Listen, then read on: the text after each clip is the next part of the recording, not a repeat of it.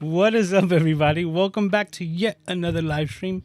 My name's Lewis, also known as MrCameraJunkie, where I remind you to upgrade your skills before your gear. Welcome to episode number 87 of the live stream. That is 87 consecutive weeks that we have not skipped a beat here at the Camera Junkie live stream. And as always, I thank you for taking the time and spending it here with me. Today, we're going to be talking about my setup for all of my content creation, live streaming, Zoom meetings, everything like that. It's twofold. I just want to give you as much information as possible about what I was able to put together here, but also I want to document how much things have changed, because I am slowly creeping close to the 2-year mark, and I think I'm going to be making some changes through the setup and the entire live stream and everything like that. So because of that, I want to just record this as well and just go through the steps. As always, if you happen to have any questions that you want me to answer about any of this equipment, gear, software, so on and so forth, please remember to put a Q colon in front of it. That way I will be able to search for it and look it up easily. And with that being said, let's go ahead and say what's up to the Camera Junkie crew who's here. All right, we got a couple of people who just stopped in right up front. We have, as always, Mr. Moderator Paul Duncan saying hello to the fam. How are you doing, sir? And also we have Gretchen stopping by saying hello and congrats. What are you congratulating me on? Just to be sure, because I would like to emphasize on what that is. So please let me know, Gretchen, what you're congratulating me on. And we also have Scott, who's in here also saying what's up to the crew members. How are you doing? And with that being said, I'm going to go ahead and get things started. Now, right off the bat, everything that you will see here, including comments on the screen and stuff like that, all of this is having to do with Ecamm. Ecamm is the software and the program that I use to do all of this, including bringing the music, sound effects. You can do the entire production, interview people, remote guests, remote productions. It's pretty much limitless when it comes to the possibilities of Ecamm. But with that being said, one of the main things that you need to have to utilize Ecamm is an Apple computer or a Mac computer.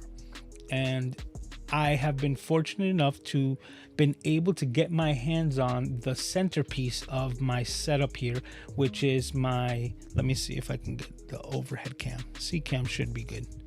Yep, right here, which is my Apple Mac Studio. So the Mac Studio here, I was able to get the base model, which starts at $2,000, and just did a couple of simple but yet important upgrades for myself, because I was going to be using this computer, and I am actively using this computer for a lot of video editing, and these are one of the things that I use it for the most. This machine, I needed it to be a little bit more powerful than the base model. So the things that were important to me were the RAM and how much RAM can I actually utilize. If you're not familiar with the newer Apple computers, RAM is one of the things that you cannot upgrade once you've selected the amount that you want, and it is like kind of put into your system. So it's not something that you can do afterwards. So because of it, I wanted to maximize on the RAM, knowing that the programs that I use, Final Cut Pro, etc., are going to be utilizing a lot of the random access memory, the RAM memory that is built into these systems. So I didn't want that to be one of the issues with my new computer. So I made sure that I maxed that out, and I brought that up to 64 gigabytes of RAM. And then the other thing had to do with the SSD hard drive. I believe it starts with a 512, so I jumped that up to the 1 terabyte. Didn't need to go all the way to 8 terabytes on this machine, and that is because I utilize external hard drives. I'm not sure if we can see it here. Let me scoot this out a little bit here. So this is one of my external hard drives. This is an SSD, and it runs at speeds just as fast as the internal SSD. Well, maybe not just as fast, but definitely faster than any of my prior machines. And because of it, I do all of my editing and everything directly from this machine. Underneath my Mac, I also have a USB-C hub that also gives me extra I/O or in and out ports for memory cards and USB-A devices, which one of them being my keyboard, another one being my Stream Deck, and any other accessory like the external hard drives, etc. So that's how I have my setup. Oh, and to reference, this is a 2 terabyte external hard drive, and inside of this USB-C hub, I also have another 2 terabytes of external hard drive, but that one sits more native to like the computer. This one that I have here, the smaller one, is more for the go, so that if I needed to move this to another computer and start utilizing the same files that I'm working on right from the drive, I don't have to do anything except unplug the hard drive and plug it into the computer that I'm going to be utilizing at that time. So those are some of the advantages of having this setup and why I did not go with the entire 8 terabytes built into the machine. 1 terabyte is plenty for me to manipulate my projects, even though I'm doing them directly from the SSD external. So now that's the computer, and because it is an Apple computer, you're able to use Ecamm Live, which is the program that we're using now, which is taking care of all of this, including like all of these overlays. Everything that you're seeing here is done through this program.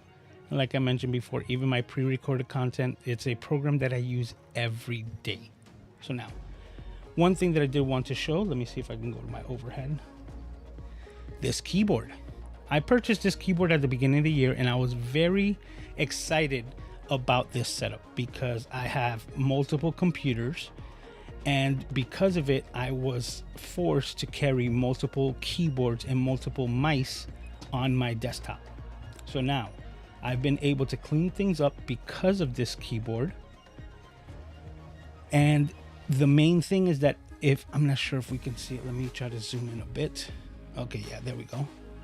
1, 2, and 3 that we see here on the top corner there, those are preset USB slots. So whenever I'm in the first slot, I am connected to my active Mac Studio. If I were to hit the second one, it will go directly to my Mac Mini off to the side here.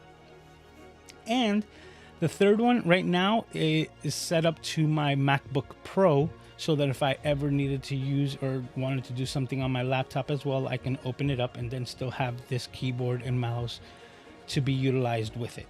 So now, will I recommend this piece? No. And that's why I kind of am mentioning it, because this is one thing that kind of left me a bit disappointed. It does work fine, and the biggest issue that I was having with my Apple computer at this point was the fact that the battery was dying so fast.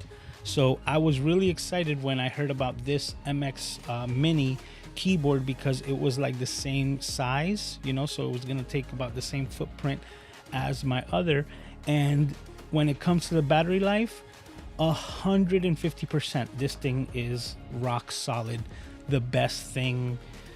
And one thing, the couple of negatives that I have about it, and one of them is that it really drives me crazy, kind of effectively disabled the fact that it's even Bluetooth. So I'll digress.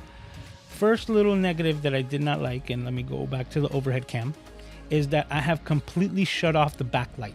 These have keycaps that they're supposed to glow from underneath, and the glow is nice in a way, but not really effective, because for me to utilize the keyboard, I needed the contrast between the letters themselves and the white color keycaps or the silver keycaps that are on top of it.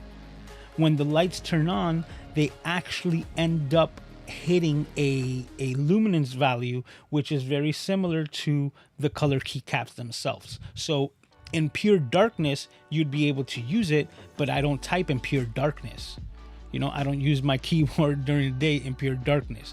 And then when the light, the underglow comes on, what it does is it effectively like erases all the keys on my keyboard, and I'm not able to see it, and I will have to like lift it to contrast it, because the light on it will effectively disable all of the markings that are on the keyboard.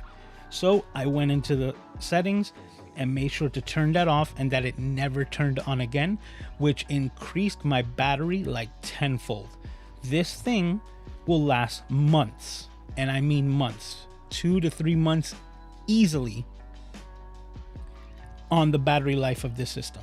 So why am I still a bit disappointed and I wouldn't recommend it? Because sometimes it makes me want to just like pull my hair out of my head that I don't have. One of them being that if it is on Bluetooth, one of the features that it has is that it actually has a motion sensor. So it's kind of like in sleep mode, and when you like are about to use it, you'll see the keyboard kind of light up and activate. That is like the worst experience that I could ever emphasize when it comes to a keyboard, because at least twice a day, because of this, I will hit the keyboard on my keyboard. I mean the space bar on my keyboard. I will hit something that I'm trying to get it to do, or I will just start typing because I am inside of a chat and I'm trying to write something, and because it has yet to connect, I'm already like into my second word before it actually kicks in and actually starts typing on the computer.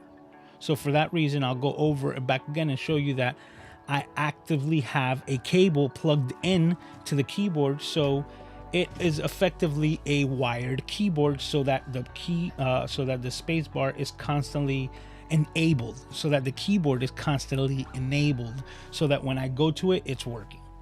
So that's where like I said, the couple of things that would make this good are no longer functioning for me, because the battery life, which was incredible, is null and void because it's cabled.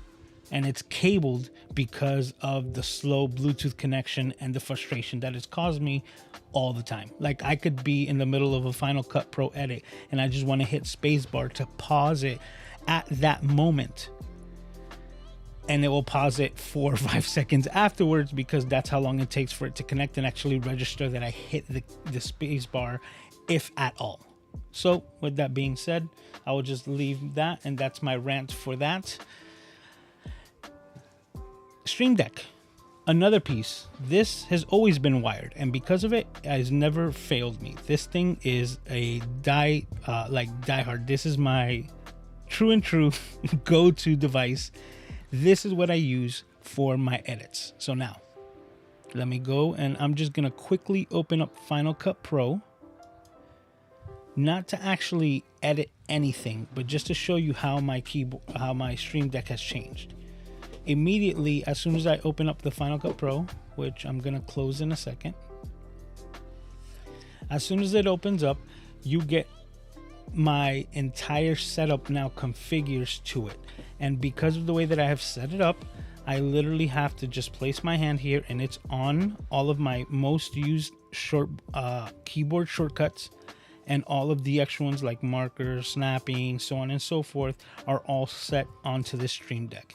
So because of the way that I have it set up like this, my left hand sits on this, my right hand sits on my mouse, and believe it or not, my eyes rarely leave the screen, which allows me to stay in that consistent flow of editing. So now let's continue. Right here, let me go ahead and close the Final Cut Pro. And as soon as I close Final Cut Pro, let me make sure, just waiting a second. As soon as that closes out, I'll be able to open up Ecamm Live. And now it goes again and switches to my Ecamm Live profile, which allows me to switch scenes and do everything easily and effortlessly through this program. So we're back to it. Now from here, the next step is my audio source, which is my Rodecaster Pro 2. If you can see, some of the tips that I've said before is that I take the, oh my God, gaff tape, white gaff tape, and I just put them over my channels so that I know exactly what I am using when it comes to it. So as you can see, this is my Mac Studio, my Mac Mini, and my Discord, and I have them on separate faders. So depending on what I'm doing or what I'm listening to, I have it there. My Mac Mini is currently playing the music that we're listening to. So if I wanted to raise the music and lower it, it'll all be done right there. Excuse me. Okay. And last week I went through the compressions and everything like that, but the Rodecaster Pro is a phenomenal machine. And not to get too deep into it, because we can lose the entire hour going through all the things that are possible with this device, including sound pads. You know, everything and anything is available to be configured through this setup.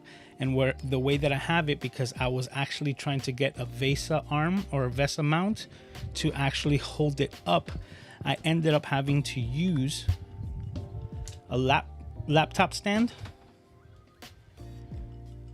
And that's where I have it hovered, allowing me to have like my mechanical keyboard and different things, kind of just regaining some of my desktop space underneath the Rodecaster Pro 2.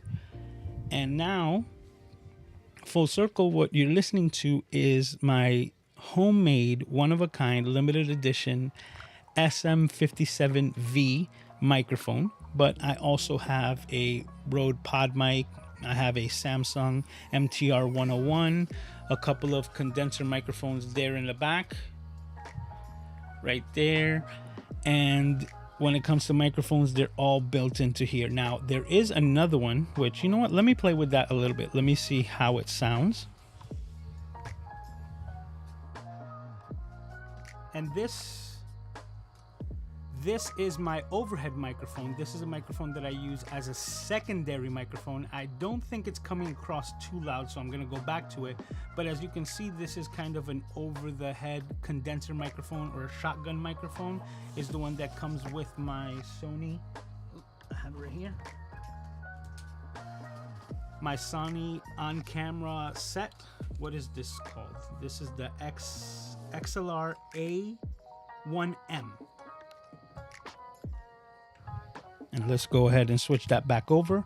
That is the overhead mic that I have there. It's a backup. So just in case what hit the fan, any case scenario, I'll be able to just raise that microphone in an instant's notice, or actually maybe even carry it on if I wanted to, as a more of a stereo sound coming out. But this microphone sounds so good that I digress. That's just in case of emergency, but it's there already set up through my setup. Now, another thing that I haven't mentioned before, which I want to emphasize right now, and I'm going to go over the overhead camera again, is my speakers. Let me move this here. If we see them back here, let me see if I can get a light. Let me see if I can get a better light for them. Boop. All right, you can see a little blue there. These are the PreSonus 3-inch kickers, or they are the desktop or shelf speakers, you know. These things have been so good. And the fact that they have quite a bit of I/O, you know, in and out ports from the back, really make all the difference. It has a balanced line in, so the sounds that I'm getting out of the Rodecaster Pro are going directly to it. So now all this audio that I'm getting from both my Mac Mini and my Mac Studio are coming into the Rodecaster Pro and being pumped out of there. I cannot emphasize enough how much better it sounds coming from the Rodecaster Pro, because this thing is an audio beast.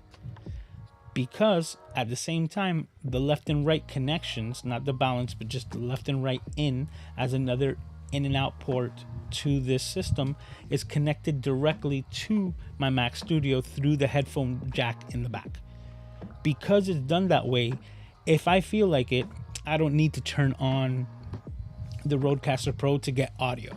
So let's say I just wanted to just listen to something quietly but still use my same speakers. They are still connected, but only when I have the Rodecaster Pro turned on will it like supersede that physical connection there and then start pumping the audio here. And that's why I can tell you that I notice such a big difference with the quality of the sound. So for example, if I'm watching a YouTube video and I'm listening to it through the connection from the headphone jack, and I say, you know what, I'm gonna turn on my Rodecaster Pro now, and I turn it on, in the middle of that video it will recognize the Rodecaster Pro and then start pumping the audio from there. And as soon as it makes that switch, I can audibly hear the presence difference of how this system is processing the audio coming out from the same exact speakers, and I'm just blown away. I'm like, it sounds so much better. But that's exactly how I have that set up as of now. But I really do have to say that these have been really good monitors as far as for my use case for editing. They do not have like they got like a pretty good flat profile, and I believe they sell for $100. So knowing the price of studio speakers and things like that and how expensive they can get, having a nice set that I've been using for, now that I think about it, I'm getting close to 2 years with these desktop speakers, and yeah, they've worked flawlessly. The ones that I had prior to them were the Bose setup, and those died.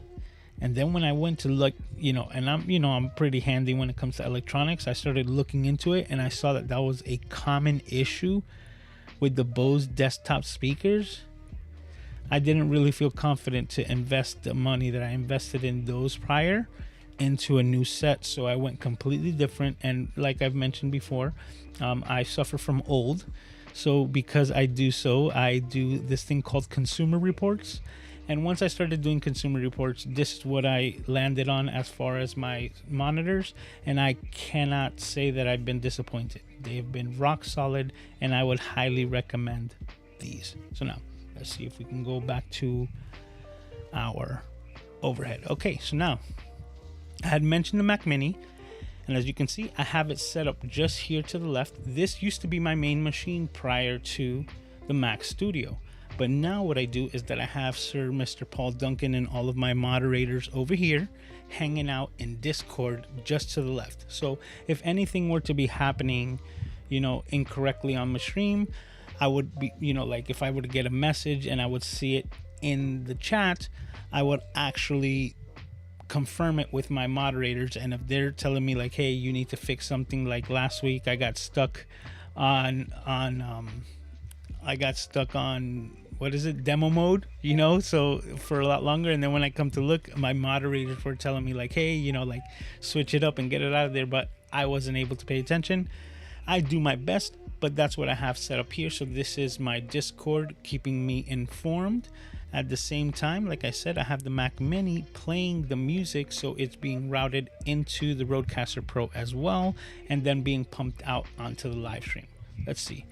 Right next to my speakers, I have this case fan. Not gonna get into it too much, but this really helps me out for my live streams. I made it out of a old power supply that had gone bad, so I salvaged the fan and used the same case to actually address it. But because it's such a low RPM and low or very quiet fan, I'm able to have it on and just give me a little bit of breeze on the live stream, just to keep myself cool, because I do turn off the air conditioning to get the best sound that I can for the live streams. And now we're moving into the camera that you're seeing right now, and this setup here. Hey, how you doing, Rob? I'm just looking at the chat right now. Let me go to this before I get to it. Let me go see who's here, who stopped by. I have no control. Oh, I do not. Here's a little bit of information. Oh, my mouse. Let me see if we can see it. The mouse over here, they have a button that has 3 selections just the same way. So this is the MX Master mouse. It, like the MX keys, has 3 options for Bluetooth. So the Bluetooth was stuck onto the Mac Mini. This is not a problem because of the fact that there's a thing called universal control that allows my mouse to move. I don't know if we can see it. It's over here, right over here on the screen, right? You see it moving around, and now I'm just gonna switch it over, and I'm gonna bring it all the way, and now my mouse is over on my Mac Mini right over here with universal control. The one thing that you cannot do with an MX Master mouse using universal control is scrolling up and down. So right now, if I were to scroll up and down on my wheel, it does absolutely nothing because it's linked to the Mac Studio, and then using Bluetooth and wireless to transfer over that signal. The way that I had it before is that it was on the Mac Mini, and even though I was using it over here, I couldn't scroll on the comments because it wasn't on the correct computer. So now that we explained that, I'm back to here and saying what's up to the crew here. So let's see. We have Kevin Kops is in the house saying hello to all. How are you doing, sir? Let me switch to this one real quick. All right. And yes, he did say, remember to hit that like button. So if you haven't done it, please do so. Remember to hit that like button. It goes a long way and is highly appreciated. All right. Says Paul, I always have that problem. Okay. Let's see. It says dessert time. Because 300 sugar cookies going out tomorrow? Wow. That's dope, man. Now I see why everyone's talking about dessert. And Law is here saying hi to all. How are you doing, sir? What's up, bro? And Mr. Vols, Mr. Rob Vols is in the house. How are you doing, sir? So here's the link to the speakers. Oh, that's awesome. Thank you, Mr. Moderator. This dude's better. He's so freaking dope. But yeah, if you're interested, those are the PreSonus. You see the threes are the ones that I got. I wanted to see if I could get the 5-inch, but in all sincerity, if you look at this here, oh, that's Aiden. That's the Aiden Cam overhead. I don't have a lot of space here. The 8 or the 5-inch ones were already higher, and I wouldn't be able to fit them. I was thinking about getting the 5 inches to get some more, punch in there, but I digress. Consumer Reports, are you 70? No, but I was diagnosed with old at a young age. That's why. These are the symptoms. Consumer Reports, and I no longer can understand hip hop music. It just goes in, but just doesn't translate.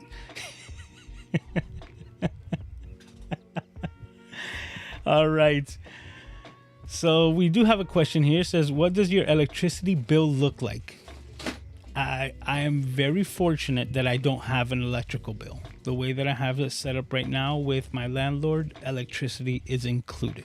But I tell you the truth, because these systems are so efficient and everything is like low wattage, not really using a lot of electricity.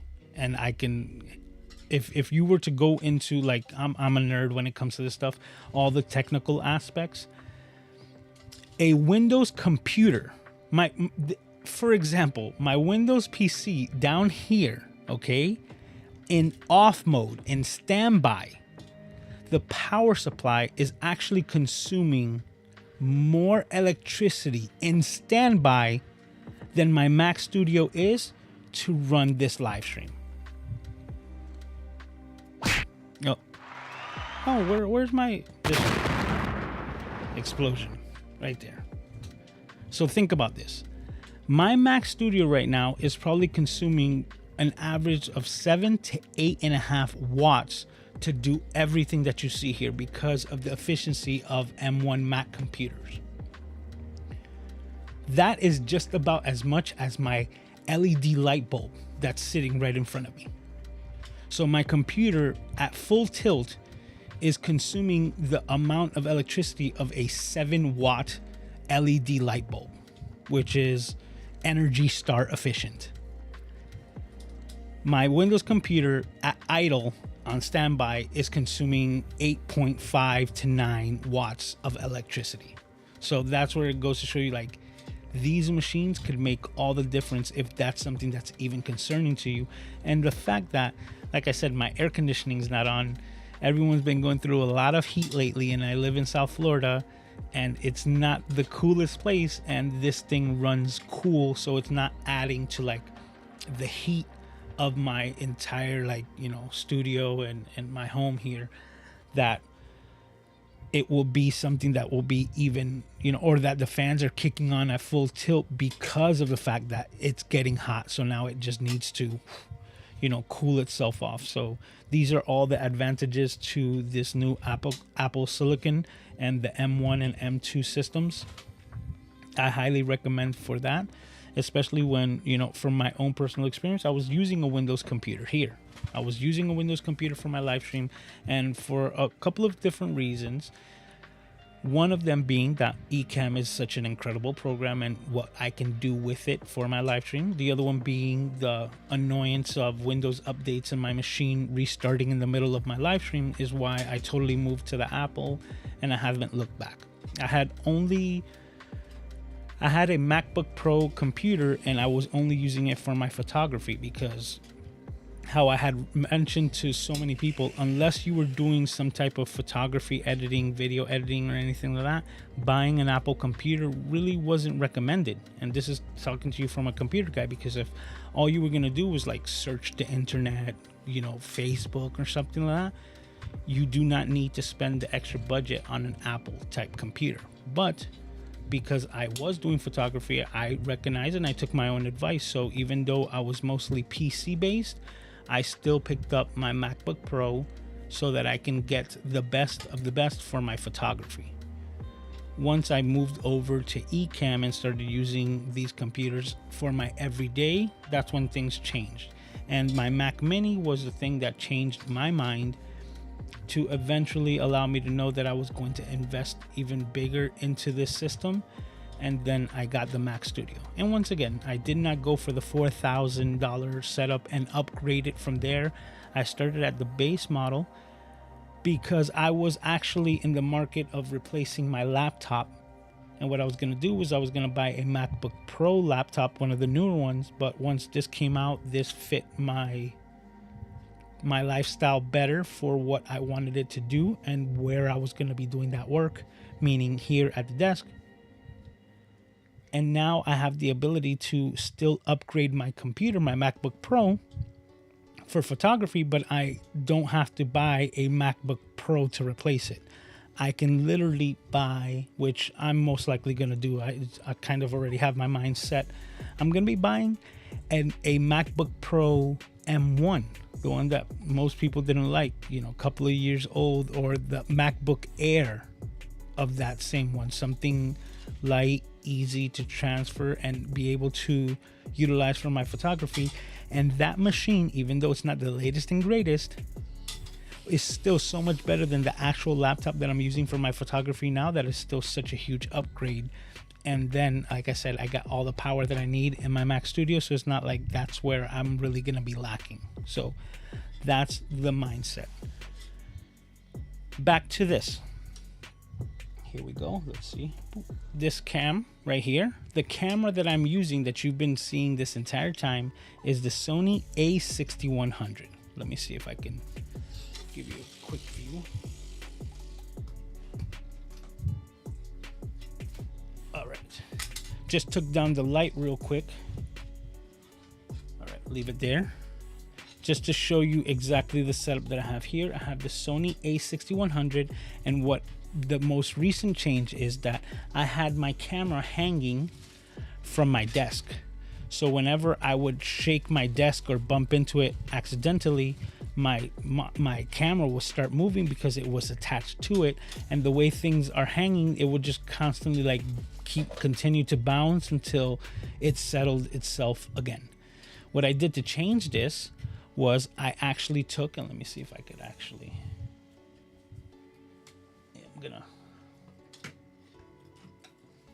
what I did was I put a cheese plate, let me see, yeah, there you go, a cheese plate, and I bolted it directly to the wall. And then I took one of my favorite tools, the articulating arm, and I put it on there to be able to clip my entire setup. There we go, right there. And now my entire setup hangs right from the front. And let me go ahead and purpose. My light. The light covers that, but I wanted to show it to you guys. All right. And that's what you're seeing here. I have a, what is it? A desk view. I'm going to take it off right now just to show you. A desk view teleprompter that I put right on to my lens. And it just sits there reflecting the image that I'm being pumped out through my HD monitor that sits underneath. So teleprompter, HD monitor, and my HD monitor as well is connected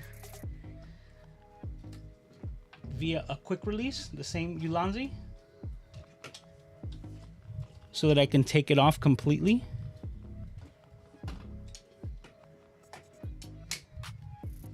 And quickly put it back on. This allows me to rearrange my monitor so that if I'm not editing, I'm able to quickly take off this monitor and the teleprompter, leave the camera as closest to the back. And like I said, now that it's like stuck onto the wall, I can shake my desk all I want and my camera doesn't shake. So with that in mind, what I then did, let me see if I could actually show it. Let me see. I'm going to try to do my best.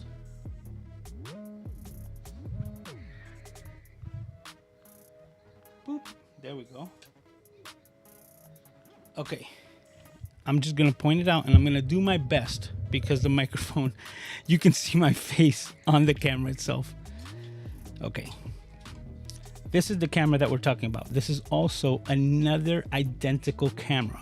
The one up front here is the Sony a6100, just like you're seeing here, except this one is off to the side and it's using the 30mm lens Sigma compared to the 16mm that I have on my front facing.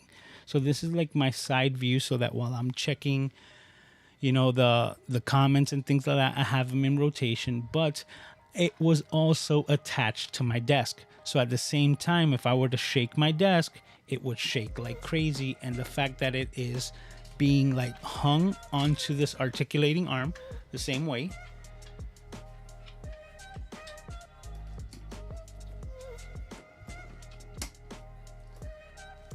What I did is, not sure if this is the best angle. Let's see if we can move it a little bit. All right, there we go.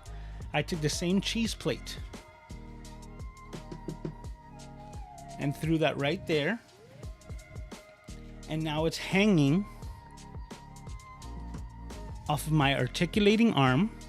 And because it's on my wood desk here,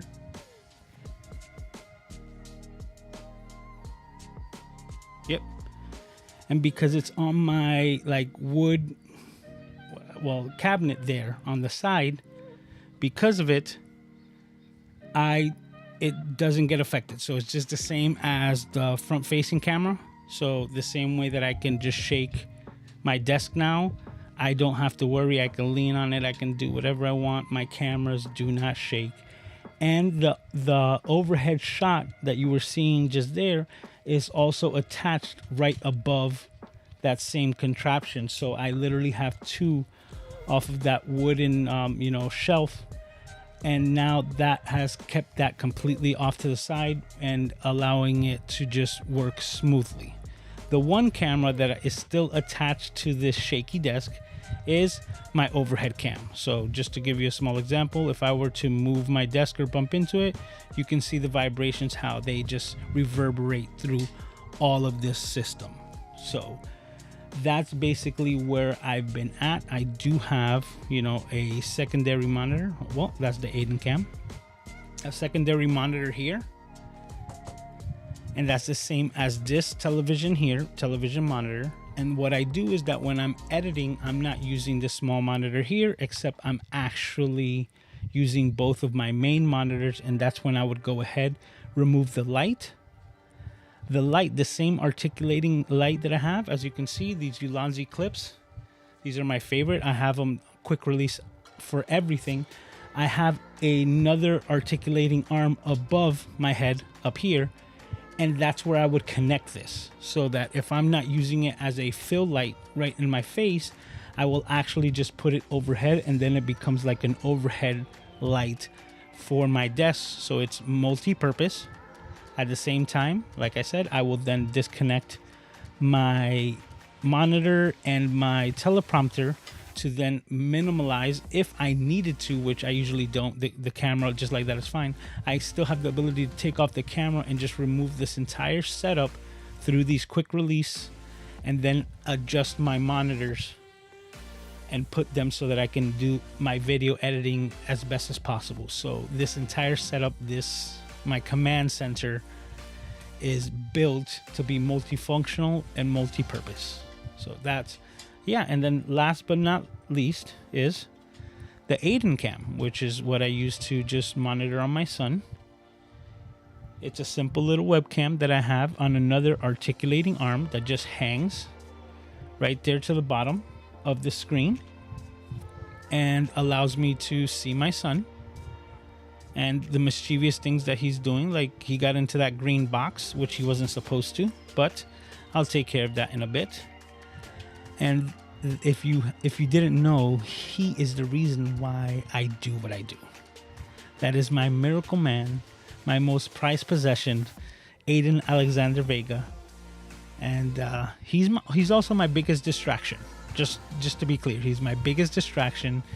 If I'm doing something and I'm working here, he will pull on me, he will tug on me, he will hand me toys that he wants to play with, and he even tells me, like, come on, Dad, I want to be tickled. And that's just, I can't resist. And that's when I would just go and stop what I'm doing and start playing with my son immediately. And that's a huge advantage, a huge benefit of my life that I do not take for granted.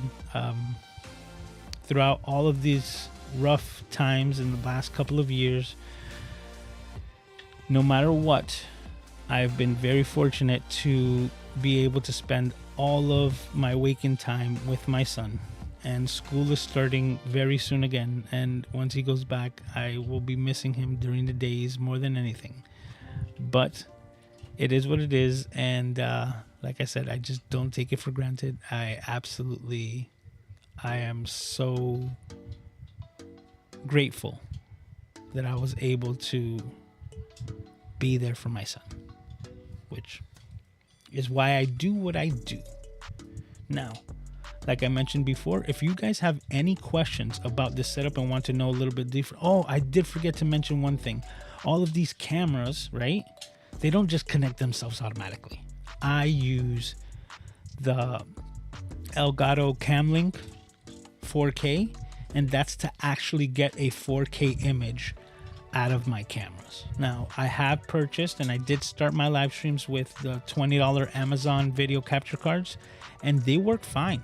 And if your camera or just you personally do not want to be producing 4K quality content and you're okay with 1080, then I would highly recommend buying one of those, because the quality and colors are not the same, but they're good enough to get you by, and they're reliable. So it's not like I would say it's gonna be a waste of $20 or something like that you're gonna waste on these video capture cards, because even though they were less expensive and I purchased them at the beginning, I still have the ones that I purchased and they still work, and I use them for a variety of different things, including secondary recording. So when I go to do my pre-recorded content, one of the things that Ecamm has allowed me to do is remove the use or the need of memory cards when I'm recording in studio. Now, anything out on the field, of course, you need a memory card, and I have mine set up there. But when I am here in home and I'm just going to be recording a talking head spot, I can record directly to Ecamm without having the use of any memory card, and the file is recorded to my hard drive and allows me to just move it right from there to Final Cut and start editing. The thing about my talking head is that I also like to use the second angle, so I would like to get the secondary angle while I'm doing my recording. So this is one of the things that I do with my setup to just emphasize on how I do my system. What I do is I will actively disconnect this camera from my Mac Studio computer. And then I would take my older video capture card and I would put it and I would connect it to my Mac Mini. and I would run the HDMI cable that runs from that camera to this computer, and I would just like disconnect there and bring it over to this one. Why would I do that? Because I have two computers and both of them have the ability to record to Ecamm. So what I do is that I actively record my main shot, my talking head here, and then record the same exact footage, audio, and everything like that to that camera to this machine. So I have both angles. And as soon as I'm done recording, I press stop here, press stop there. I now have two files that are exactly identical. If one of the microphones didn't pick up good audio, I have my secondary backup audio on the second computer. And at the same time, like I said, I have the secondary angle. So the best part and the reason why I like this is because let's just say you got that one take that was just like perfect wording and that's the one that you want to use, but maybe at the same time you got the perfect wording but you blinked or you did something and it looked a little weird as far as the edit goes, or maybe you had to cut at a particular time where the edit didn't look so good transitioning from one scene to the other. It's quite a couple of different examples, but to show you all the advantages of what a secondary shot can do, because instead of punching in, you could just move into the secondary angle, which is this. So it's like if I was talking like this and then in the middle of the same conversation as I'm speaking, like literally in the middle of a word, we will have the transition going over in the edit. So any cut that you would do, J cut, something like that, it's a lot easier for you to mask that with a jump cut to a side view comparative to going back to the main one and seeing my head shift from this side of the screen to the other. So these are just a couple of different things that I use Ecamm with this setup to do my pre-recorded content and utilize it as much as I possibly can. At the same time, okay, I see we have a question here. Law says, do you really need 4K for live streams? No, you actually do not. And this is the whole thing, and it just really depends if you want to do that or not. And that's why I emphasize it. For a lot of my live streams, like I said, I started at 1080p, but that didn't mean that I wasn't doing a 4K live stream. When I started doing 4K live streams was when I started using Ecamm. It allowed me to get the highest quality stream out there. And that's why I started using Ecamm. But this is the miracle part, right? This is the best part. I was using a 1080 image and upscaling the entire production from the 1080 to a 4K image through Ecamm, and then pumping the 4K to the live stream. And it's something that I can actively do right now because, let's say there's some people who don't want to be recorded in 4K. They're like, I don't want all that detail. I don't want people seeing the pores inside my pores, right? And that's their preference. So they want a softer image. They will stick to something like 1080, and that will give them that softer image. But now if they wanted to, they can now take the softer image and give it a quality bump by throwing it out on the live stream or pre-recorded content as 4K, and that's what we basically call upscaling. And you upscale the image or the entire production. What it does is that it will never reach 4K because the original file is 1080, right? The original signal that you're getting from your camera is 1080. But what it does is that it will not compress the 1080 image to try to make it a live stream. So even though you're using it at 1080, with Ecamm and pumping it out to 4K, what you're able to do is actually get a higher upscaled image because you're getting the full quality of the 1080 without having to go to the 4K necessarily. So that's where it could, it could benefit you or not. And it really depends, because even though I was doing live streams in 4K, just checking on my son, because I was doing live streams in 4K, that was my own choice. And, just to throw it out there, I feel, right, and this is just me, that if I decided to call myself MrCameraJunkie, I couldn't come up here as a photographer looking like junk. And that was just my own thing. Like, if I wanted to say like, hey, you know what? I have a gaming channel. Or, hey, you know what? I have a cooking channel. And I could have a channel about anything else because that was my passion. Then I would be like, okay, yeah, you know, you can do 1080 or 720 just as long as you get the signal out there or the message out there. But at the same time, I'm a nerd. And I love photography, and camera like technology and computer technology are so neck and neck right now that it's just like a perfect storm for me. So the way that I see it is, if you're a photographer and you want to put your best foot forward in this new digital age, it's not your resume, it's not this, it's how you present yourself online. And if I'm saying that I'm someone, or you know, to be trusted with camera information, I always want to make sure that I have this visual authority, and making sure that I'm doing everything in my power to get the best and cleanest, highest quality signal out there. So just in case, if a future client wanted to get me to help them to achieve something like this, they would know that I'd be able to do it and not just be like, whew. So that's basically it on why I do 4K. To each his own. But that gives you a little context, man. My nose has been itching this entire stream. I don't know why, but look, I think I've just worn it out. Like, I'm just telling you, I noticed this, but I cannot stop. There's something there, but I digress. I'll check it out once we're done with the stream. But Aiden, what's going on, buddy? He found my free weights, so now he's just picking them up. This guy's strong, so he's just picking up my hand free weights. Yeah, strong guy. Don't hurt yourself, okay? I'm trusting you. But yeah, so that's basically it in a nutshell of why I do my live streams in 4K. But if it's not necessary, and depending on the genre or the type of content that you're creating, that really just depends on you. But for example, I don't watch his content, but I'm familiar with him as a content creator or as a co-creator on the same platform, YouTube, which is Mr. Beast.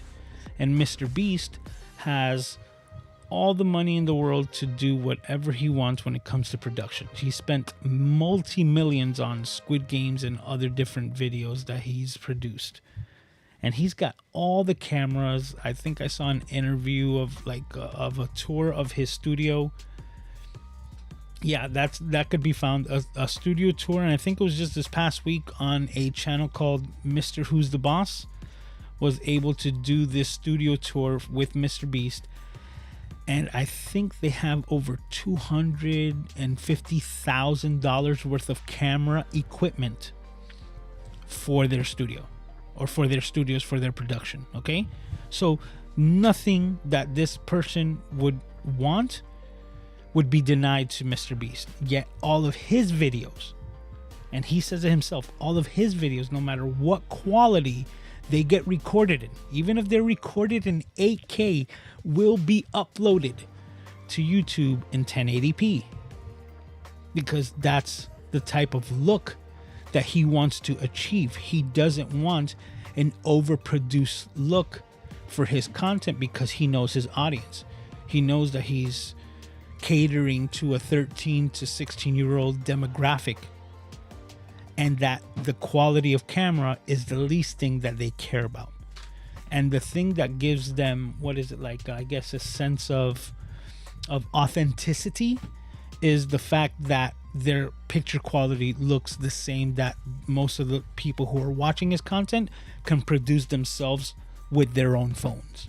So that's why he likes to personally keep it downgraded himself, even though he has the ability to get whatever gear that he wants, because of the way that he works with YouTube, the way that he creates his content, and that's his active choice. So in the same way that he chooses to do 1080, I choose to do 4K.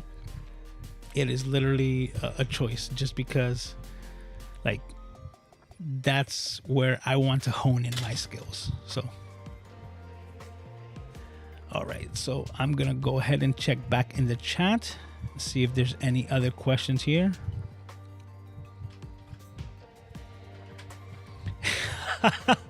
I just saw this. This is me talking about how little electricity my Mac computers actually use, and that was funny. He says, "Well, nice, mine some Bitcoin," because that's what I heard, right? You know, talking about that, what I heard is that people are actively now no longer mining Bitcoin or anything like that because the cost to run the machines, the mining machines, is actually exceeding the amount that they're able to get out of Bitcoin at the moment. So that's pretty interesting. But to think that if they were to be able to utilize these low voltage machines, I wouldn't doubt that you would see. But I don't think you can. I'm just telling you, I don't think you can, because if you could, it would have already been done. If you could use these Apple silicon computers, and you most likely can't because you need an external GPU because of a particular type of silicone transistors that are set up in that, right? Processing that is built differently. But I will also leave this little thing, this little caveat, right? When it comes to computer stuff, which is these silicone SoCs, which is called system on a chip, meaning that the processor, RAM, everything is on one single die in one location, like hard built into the computer, is the way that they build GPUs.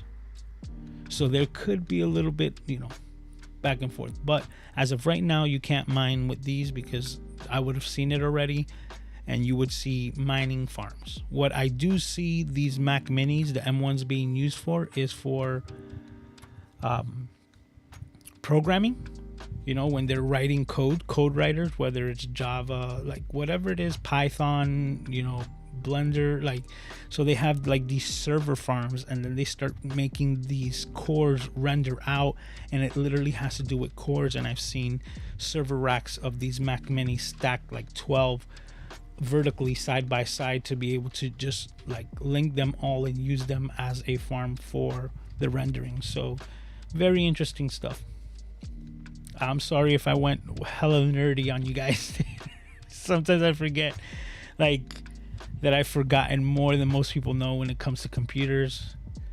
It just is because I've been dealing it with such a long time. Chantel is in the house. How are you? Saying hi in chat.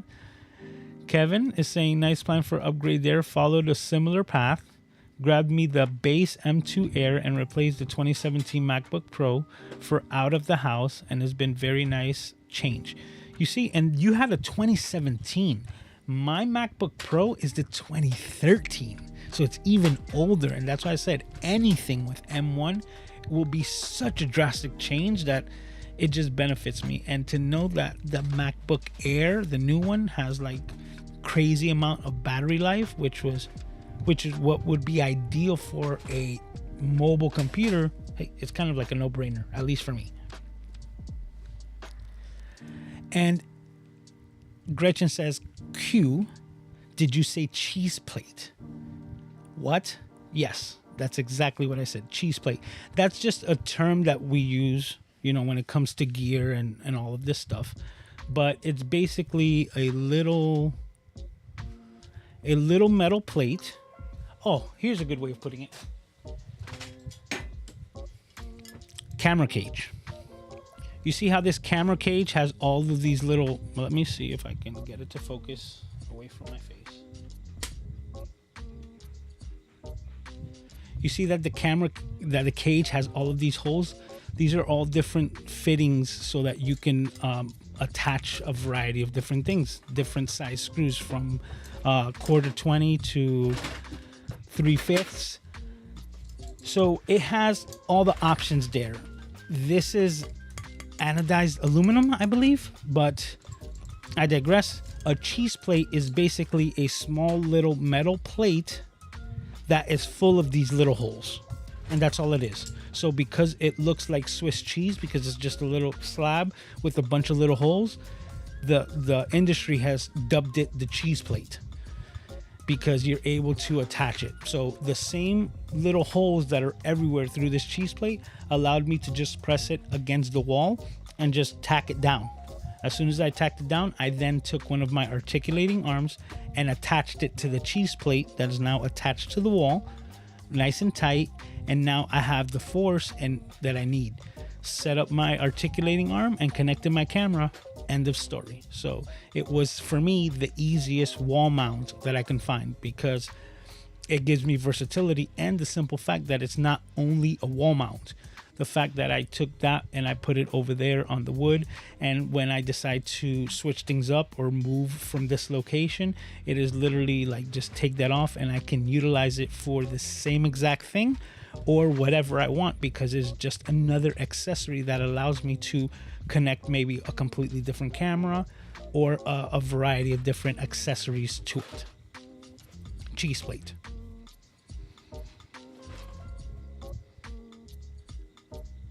All right. Says, love the not shaky cam, right? It's such a huge game changer. And I'm Puerto Rican, so I speak with my hands, and I'm constantly like bumping something, or whether it's moving, you know, let's say I wanted to just hit the power up button and be like, right? We get the power up, we do all that stuff. I'm not worried about that. Oh, and here's another, just for you, Chantel. Check this one out. I'm gonna go to my side view. I've mentioned this, but the same way that I have detached the camera to not have it shake, and that camera and everything on my desk, I've done the same exact thing with my microphone. So let me see if I can, I don't think I can give you a view, but here off to the side where my Mac Mini is, you see this here? This is a gap. This is the end of my desk, and this is the beginning of a new desk. And that's where I actually have my microphone boom arm attached.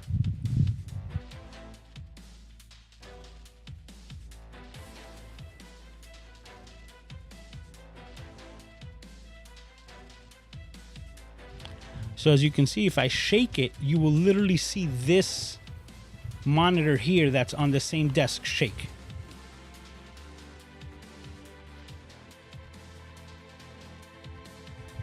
So basically, it just allows me to have the microphone off the same way, kind of like hung off the wall, close enough where I can use it, but at the same time that I'm not able to bang into it. So if I were to hit the desk, the reverberations of my desk being moved or being hit are also not being transmitted through the boom arm onto the microphone.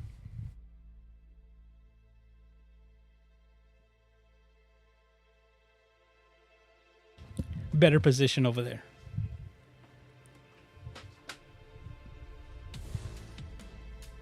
Oh, Chantel said it's so much easier. Look at that. It says a cheese plate refers to a mounting plate. Looks like a cheese grater.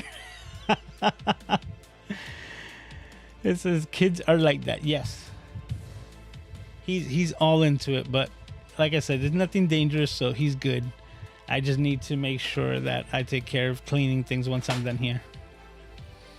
It says, why do you go Camlink versus ATEM Mini? Oh, the reason why is because of 4K, and ATEM Mini only goes to 1080. So that was like the main thing.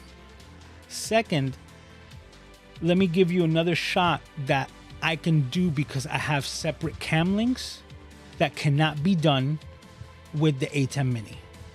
And that would be... Let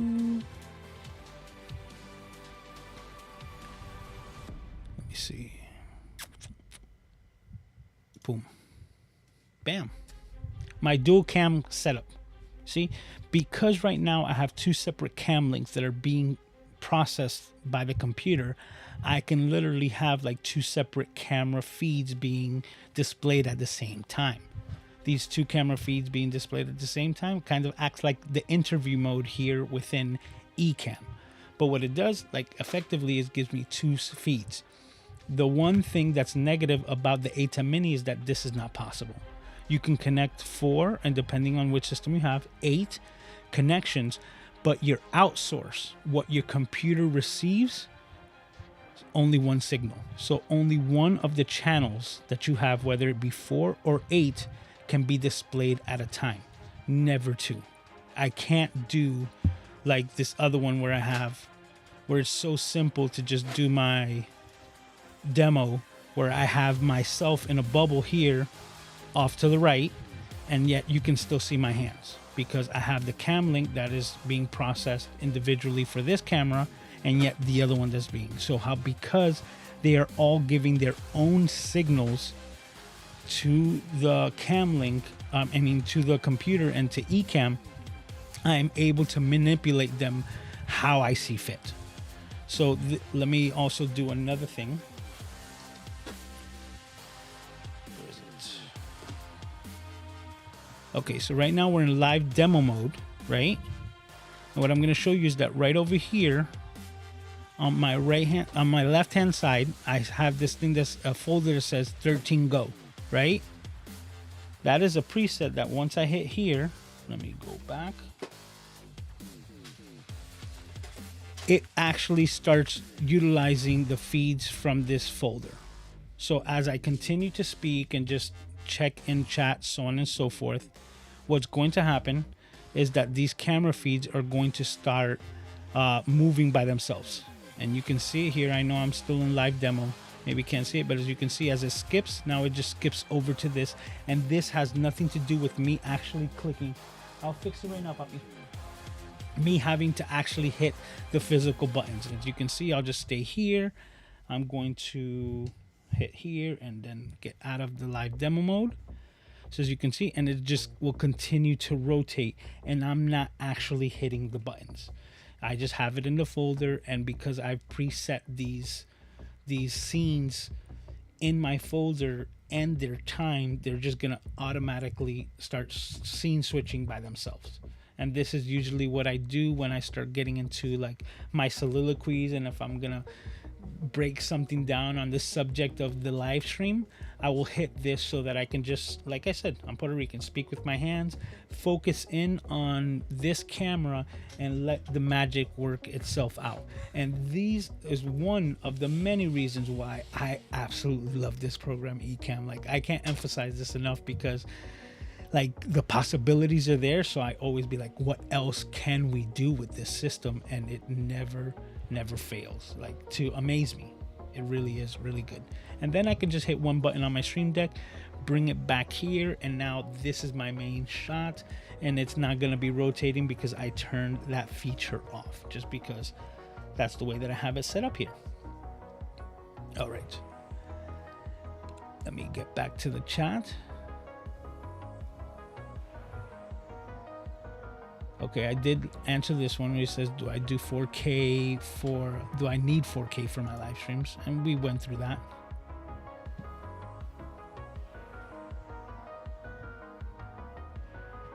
It says, but you could switch it. Well, hopefully I explained it, that I know the ATEM could switch, but the ATEM will only give you one picture feed at a time. I don't stream in 4K because Australian internet is trash. 30 gigabytes upload considered super fast. Well, that is super fast. If you were getting 30 gigabytes per second up, that is well enough to do 4K, because 4K will take about 5 to 6 at the most, you know, with some latency, 15 megabytes per second. I'm gonna hold my tongue on what I was just about to say about Ecamm, because I think that's gonna be on the beta release, but I digress. So, you know, I'm also part of the Ecamm beta group, so sometimes that I could be mentioning something that's not really official yet. So that I was about to say, I think falls into that category, but I digress. You should be able to just check your internet speeds, and if you have like 15 megabytes up, you should be able to do 4K, but at the same time, it's at your discretion. If you don't need to do 4K, don't need to, because 1080 or maybe even 1080-60 could look a lot like hyper realistic is what you get, kind of like that soap opera feel, if that's a type of look that you want to go for, and you could achieve that easily with 1080 at 60 frames per second.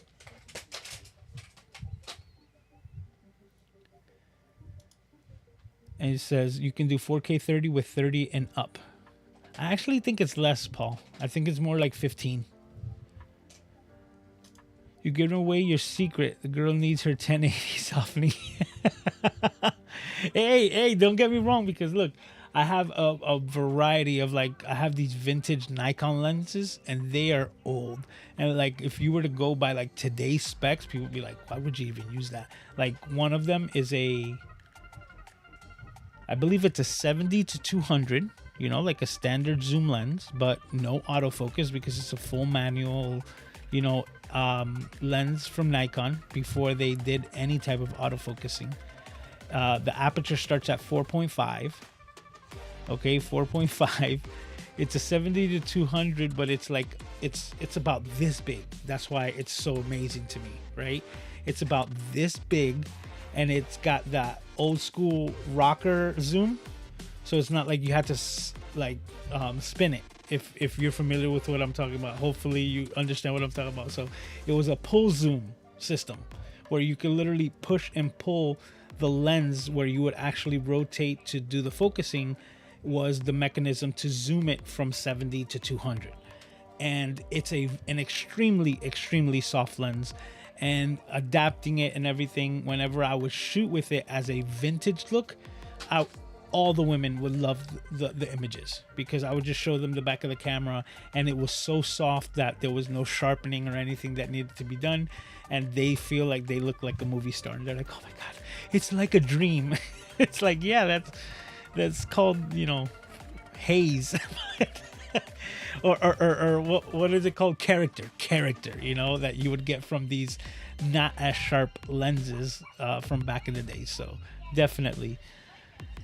And Gretchen, just to leave you with this, what I also find funny is that people, right, they will go and they will be like, oh, I need the 4K this and the 4K that, right? And they get like this hyper real image, like, you know, like what you're seeing right now, right? You're getting a super sharp image, 4K, and then they'll be like, oh, now I need to put a mist filter or something. And I'm like, you really don't, you know? If you wanted to soften your look, even though you're doing 4K or anything like that, you can literally just take the sharpness digitally from your camera and just drop it all the way down. So even at 4K, if I wanted to, I can go into my picture profile setting, so to speak, and take my actual sharpness down and soften it enough where it will look like a higher quality 1080.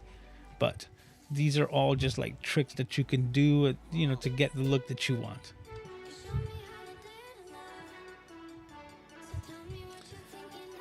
Says, I could have, there was only one connection. I believe she's talking about the A10 mini and things like that.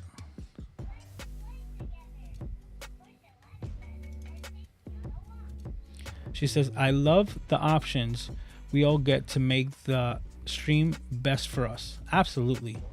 That's what I said, like, you do what you want to do. But here's another thing, right? If you were a gamer, right? If you were a gamer type of content creator or gamer streamer, you can still use this. And that's the whole thing. Like, I've mentioned this before, but I will reiterate. A $700 Mac Mini costs so much less than any graphics card for a PC computer at the moment.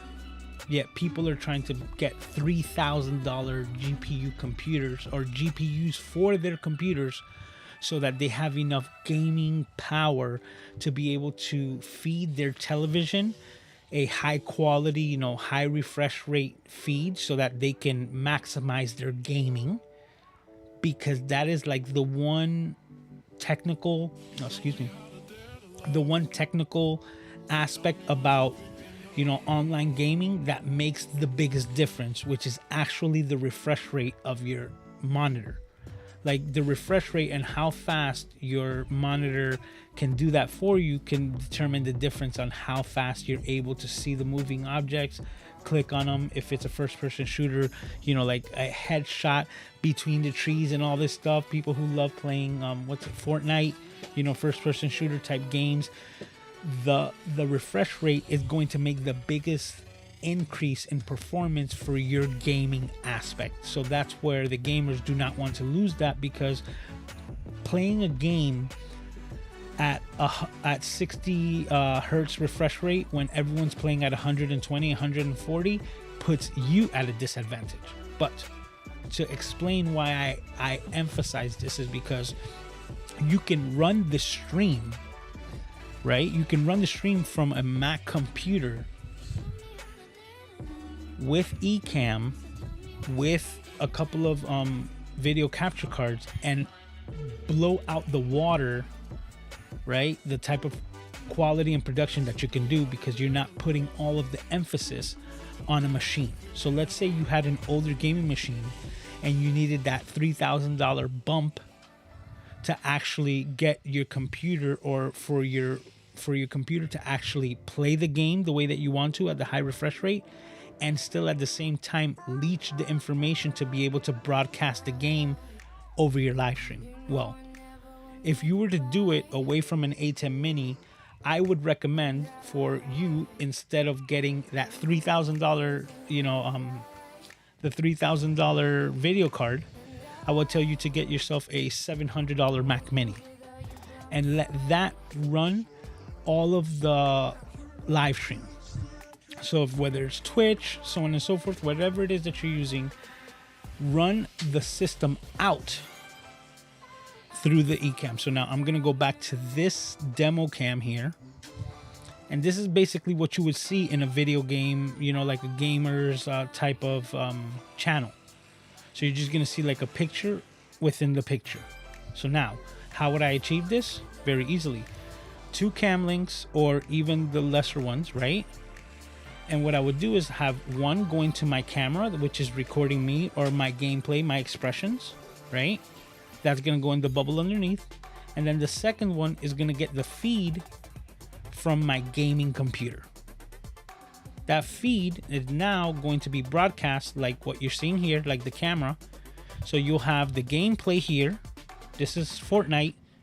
And then you'll have me off to the side playing.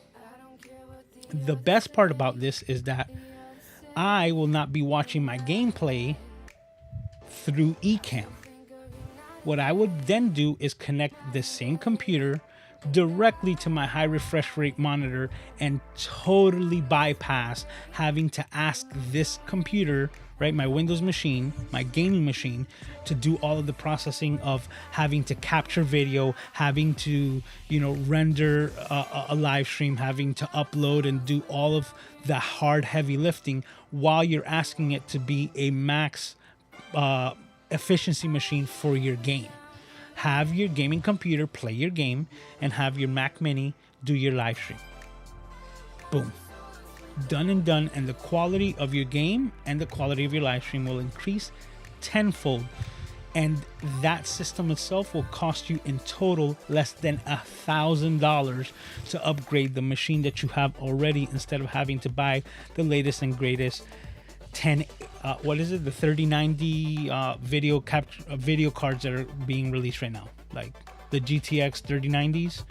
They go for $3,000 and up. So that's what I would do. Actually, that's what I do. I have this Windows machine. I don't play any of the heavy fancy games. I play my old school Final Fantasy VII. But yet at the same time, I know that this machine can produce 2 of the same exact high quality signals without effort, without it breaking a sweat. So it's almost like running the game on dual monitors, which the computers can do easily, except one of the monitors is so that I can actually play the game, and the other monitor output is going in directly into Ecamm, so that that's what's being broadcast for my live stream. Says the mining comment was in repurposed to not have to pay for electricity. Hey, that's actually not a bad idea, right? Like if it takes it on its own. Hey, what's up, Gabe? How are you doing, man? Thanks for stopping by. John as well, saying what's up. Always glad to have you here as well, sir.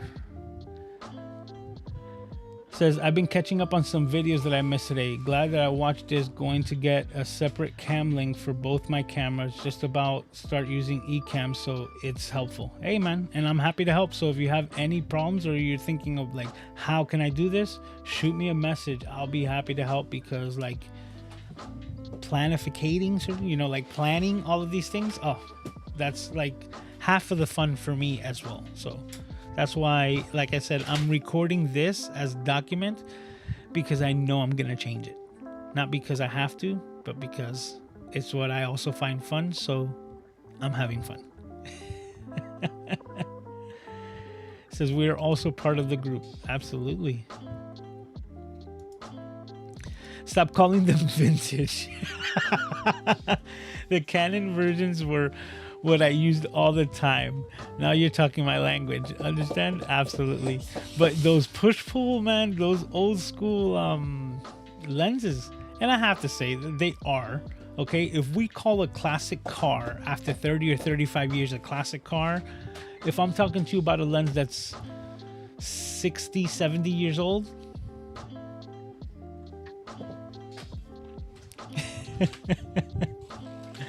okay, so we have someone, I believe you're new. Okay, it says, I hate the hyper sharp image like the ones that you get from iPhone videos. That's different, because you see, that's not hyper sharp image, Dr. Ajmal. Hopefully I said that correct. Shahaban.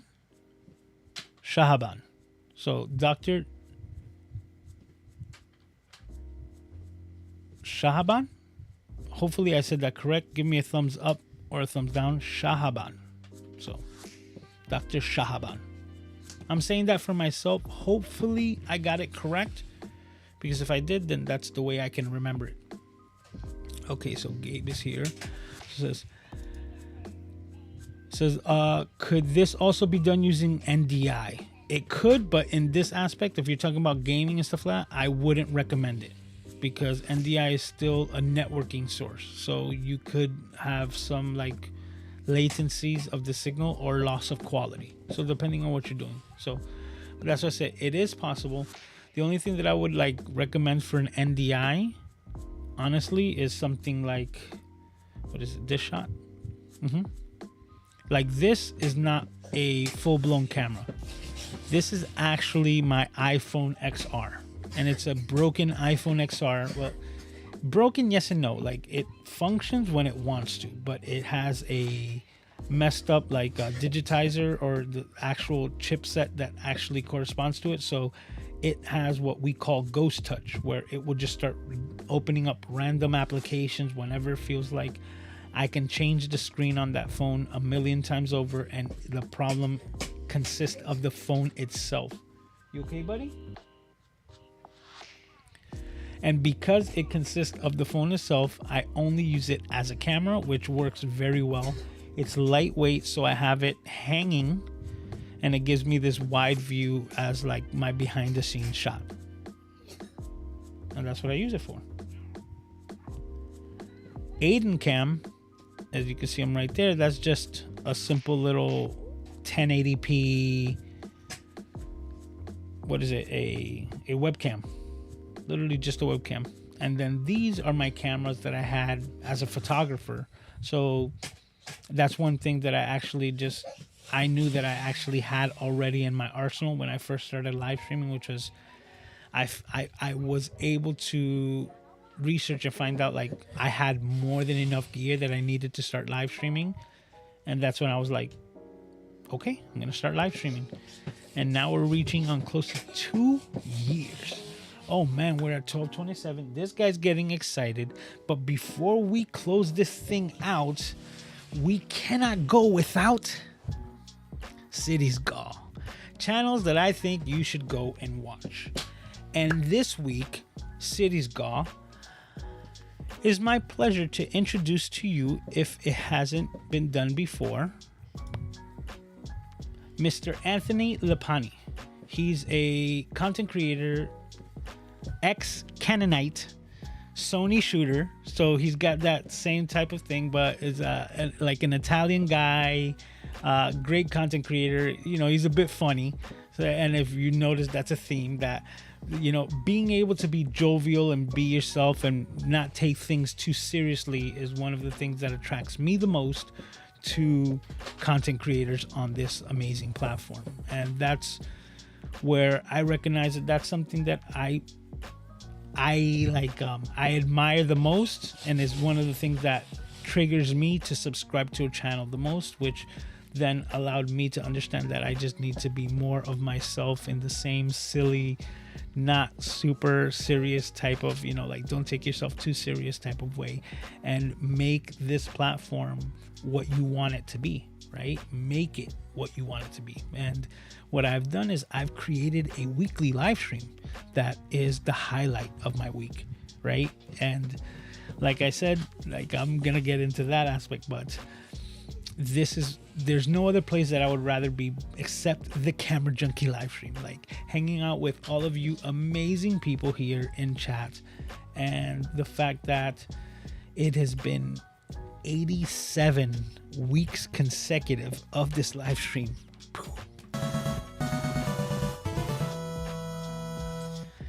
I wouldn't be able to do any of this if it wasn't without you guys. So you guys, the Camera Junkie crew, you guys make this the place where I want to be every week, and I can't thank you enough. I just really can't. But that is the end of the night. If you haven't done so already, I would just highly remind you to just hit that like button. It's highly appreciated. If you haven't realized by now, we're going to be doing this next week. Next week will be episode number 88. 88 weeks consecutive of the Camera Junkie live stream. And I would be so honored to have all of you come spend that time with me again. So if you haven't done so already, you know, I'm going to figure out how to do this, and I'm just going to put like a little calendar link in my description, right? I think that's a good idea, to just be able to just say, click the link down there, and it's going to put the Camera Junkie live stream 11 p.m. Saturday nights in your calendar so that you do not miss it, with a good, you know, like 15-minute reminder to let you know that, hey, you know what? It's going to go down. So with that being said, everyone, thank you as always for hanging out here with me. You guys make it the best. I can't wait to see all of your smiling faces right here next week. Same time, same place. Thank you all. Have a great week. Take care of yourselves, and I'll see you next time.